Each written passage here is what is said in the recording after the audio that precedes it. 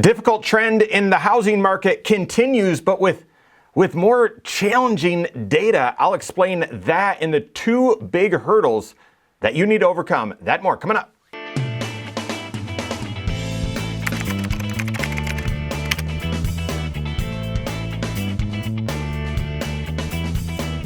My name is Mike Bernard. I'm the host of the Wise Money Show. I'm also one of the certified financial planners right here at Korhorn Financial Group. Make sure you hit that subscribe button, turn on notifications, and smash that thumbs up button. At the time I'm recording this, we're on the verge of spring here in the Midwest and curious to see what happens with the housing market as the housing season starts here. It's kind of starting right now. I'll tell you, just anecdotally, I know a lot of people that are looking to move. And one of them is in their mid to late 40s.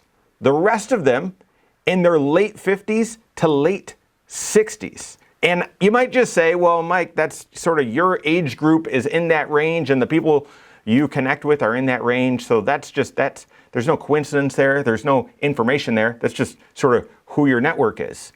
Well, take a look at this. Given the challenges in the housing market or the planning issues that I was talking to each of these individuals about, those that said, hey, we're looking at moving later this year, given those challenges, I expected to see a chart like this. And then one of the all-star CFPs on our team shared it with me. And I didn't go fishing for it. He just sent it to me and said, hey, check this out. This is the median age of homebuyers in 2024, age 56. The average age, now there's a few different ways to calculate average. Median is you throw out the oldest, throw out the youngest, oldest, youngest, and so on. Meet in the middle. And 56.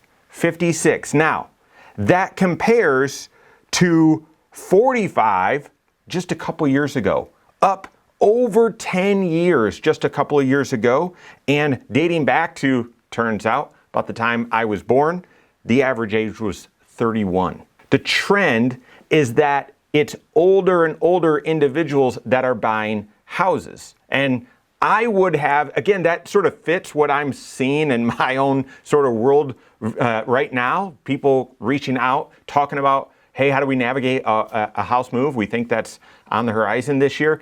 They all tend to be older. And that fits right into the primary difficulties and challenges with the housing market right now. One is, we all know this, affordability. Right? Your income, the amount of income you need to have in order to afford a house at today's high prices, but also high interest rates, and yes, high insurances, and yes, high property taxes, there's a disconnect there. So saw this statistic recently, it came out of the Fortune magazine.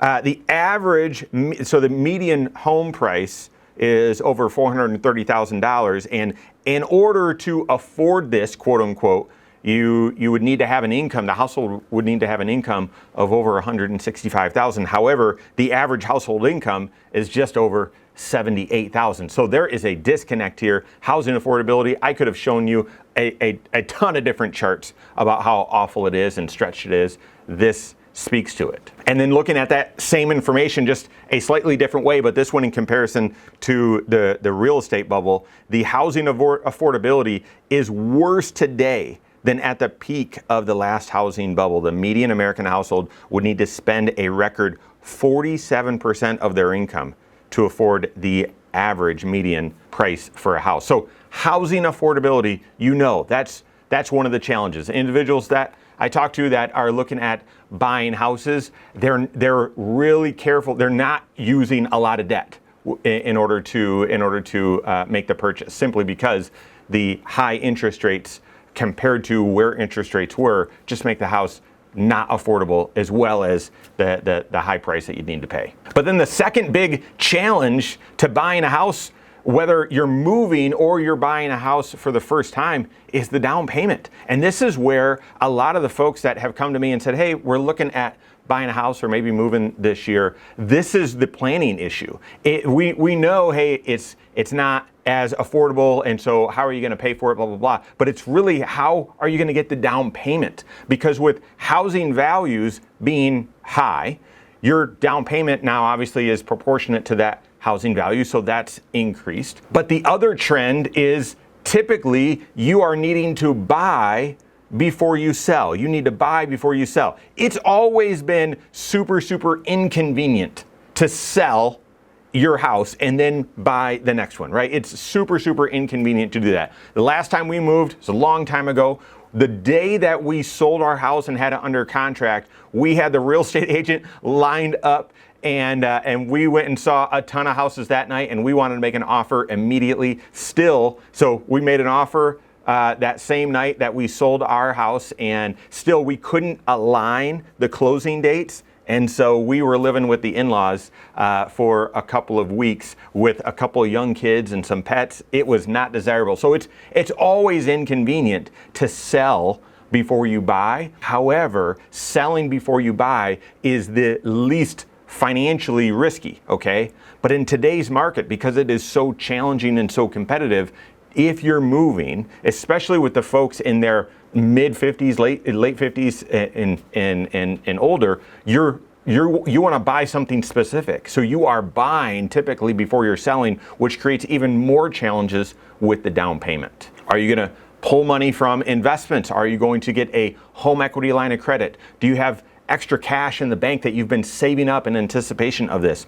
It might be one or could be all of those that you need to work with in order to come up with a down payment. So the point with all of this isn't to just get frustrated with the housing market, but no, it's always required a lot of proactive financial planning in order to buy a house or to move. Guys, it just requires even more right now. And again, you could get frustrated by that, or you could just say, well, this is the state of things. It takes what it takes, sort of, and working with your certified financial planner well in advance to say, yep, we are looking at moving at some point in the future. Let's discuss down payment options. Let's discuss the right strategies. Where would the dollars come from? And let's run the numbers and begin preparing well ahead of time so that when it's time for you to make that transition, you've got options, you've got choice, and it doesn't derail you financially or create too much financial stress. So work ahead of time with your CFP to plan through this challenging housing market. If you don't have a CFP on your team, you can contact one on my team. Find us online, Korhorn.com. That's Korhorn with K, wisemoneyshow.com. You can find us there as well, or give us a call, 574-247-5898. All right, there you have it. Go out and take your next wise step in your financial life.